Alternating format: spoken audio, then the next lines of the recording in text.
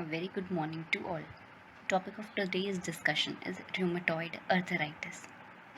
Most of the old age individual present to us with a complaint of joint pain, which could be simple joint pain, simple osteoarthritis type, or rheumatoid arthritis type. This condition is an autoimmune disease, which is a chronic inflammatory type of unknown etiology. It affects 0.5 to 1% of the adult population worldwide.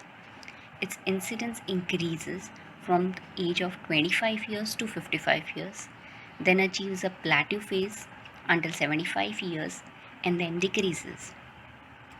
Incidence is decreasing day by day, but the prevalence remains the same because of the longer lifespan in an individual. It generally affects females more than males by 2 to 3 is to 1 because of the involvement of estrogen hormone in the pathophysiology. Condition is characterized by early morning joint stiffness and fatigue. The causative factors could be genetic or environmental. Genetic factors include HLA-DRB1 gene, PTPN22 gene, apolipoprotein M gene, or PADI4 gene. Environmental factors include cigarette smoking, which is exclusively relative to the rheumatoid factor and anti-CCP positive cases. Other could be periodontitis, where the causative organism is Porphyromonas gingivalis. This diagram is depicting a normal joint where a bone is surrounded by a synovial membrane, the outside bursa or the muscle around it. While in case of rheumatoid arthritis, the synovial membrane is inflamed, leading on to the swelling around the joint. While in case of osteoarthritis, there is a damage to the articular cartilage, leading on to the bone ends which are rubbing against each other, hence producing the pain.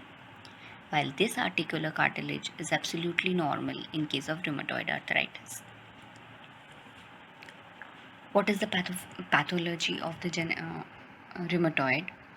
The various causative factors like genetic and environmental factors lead on to the synovial inflammation, hence causing synovial lining hyperplasia, leading on to pannus formation. It is a thick membrane which is formed within the joint, leading on to the some granular tissue which is invading the underlying bone cartilage and hence causing its destruction. The picture is depicting the same. Because of the synovial membrane and damage, there occur release of some cells like macrophage, plasma cells, and fibroblast. They all causes the production of a membrane around the joint, which is called as the pannus.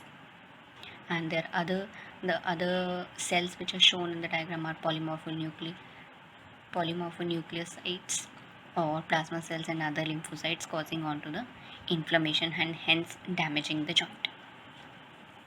What exactly pro-inflammatory markers, cytokines are involved in the pathophysiology is depicted in this diagram, which will be helpful in treating this condition, as we could make inhibitors or some antagonists which are directing against these inflammatory markers and hence could stop the progression of the disease. The cells which are activated in case of the inflammations are T cells, B cells, macrophages, mast cells, and fibroblasts. When the T cell is activated, it is divided into T helper 1 cells and T helper 17 cells, both of which are releasing respective interferons and interleukins, causing the inflammation. T helper cells further releases the B cells, which causes formation of the plasma cells and causing the production of antibodies to the rheumatoid factor or anti-CCP antibodies, and hence generating the process of the inflammation to the complement cascade. Other cell affected to the T cells is the T effector cells, which stimulates the macrophages, which is going to produce one of the important pro-inflammatory marker TNF alpha.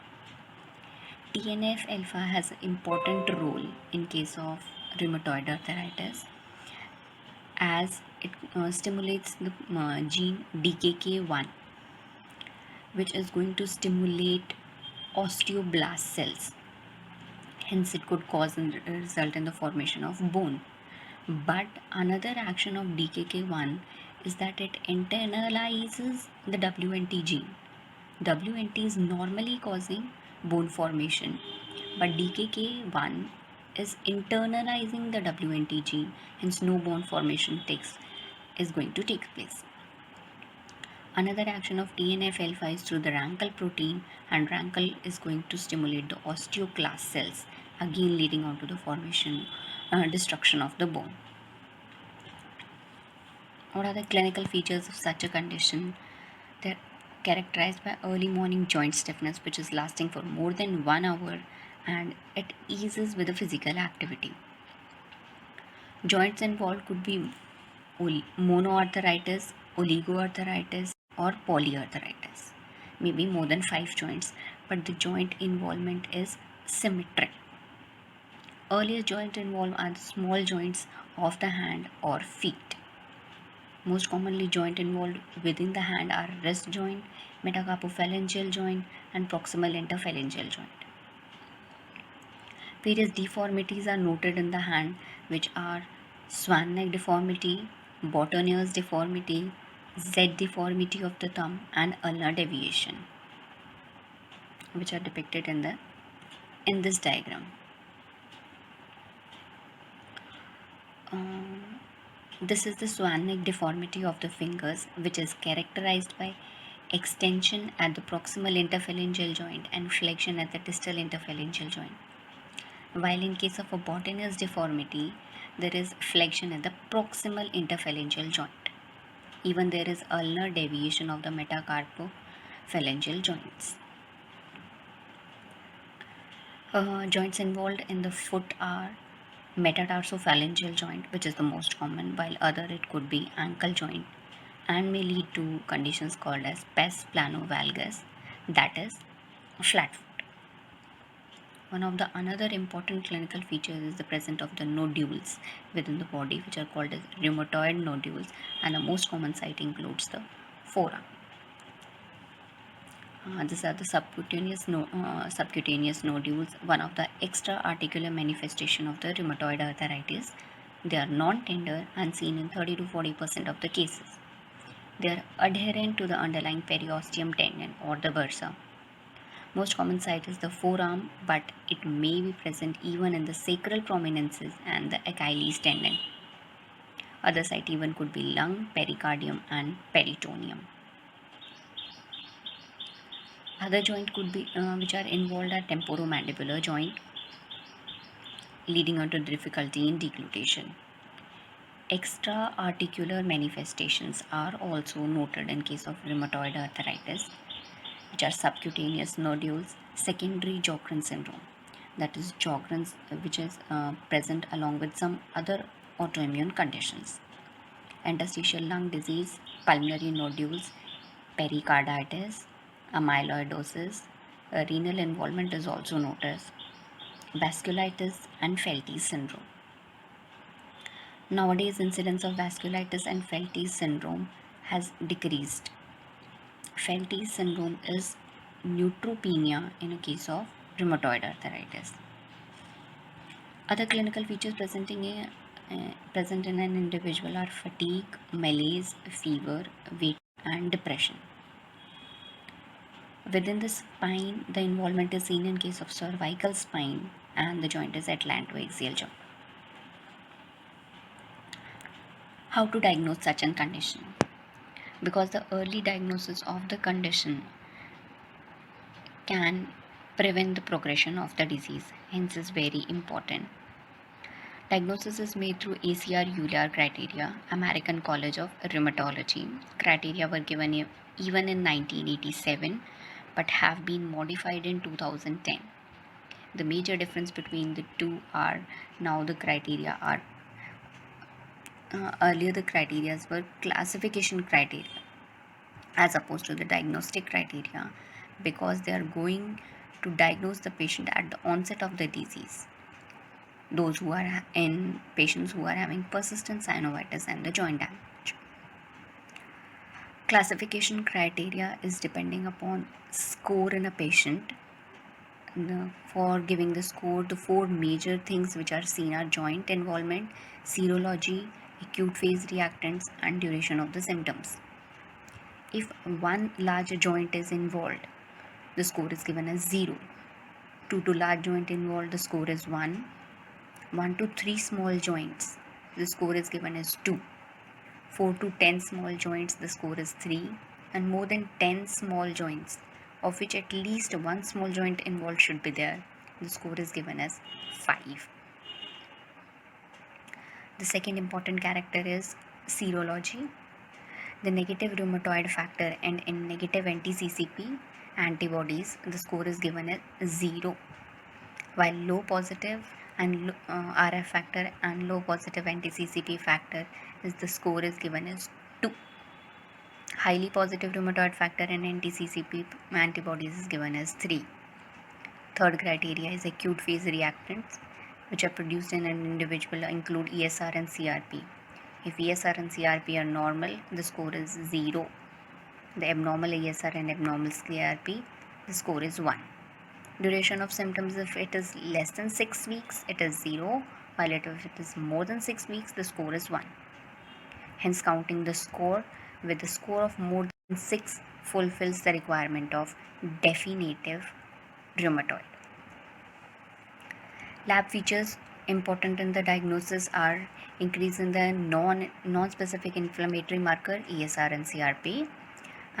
Second factor is rheumatoid factor, serum rheumatoid factor, but it lacks the diagnostic specificity because it is even positive in other autoimmune diseases such as SLE, Sjogren's, essential cryoglobulinemias. Other important laboratory feature is anti-CCP antibodies, anti-citrulinated peptide antibodies, which have both diagnostic and prognostic significance. As the synovial fluid is damaged, it could be aspirated and sent for analysis, where the number of WBCs will be increased. Here it will be around 5,000, and the predominant cells within the synovial fluid will be the neutrophils, indicating the active inflammation is present. Third, we could test in an individual's other radiographic findings, that is an X-ray. Plain X-ray is not going to show much of the features but are visualized in cases of digital X-rays. The finding would be osteopenias. Later on, soft tissue swelling, symmetric joint space loss, and subchondral erosions are noted in case of metacarpophalangeal joint, proximal interphalangeal joint, and metatarsophalangeal joint in the feet.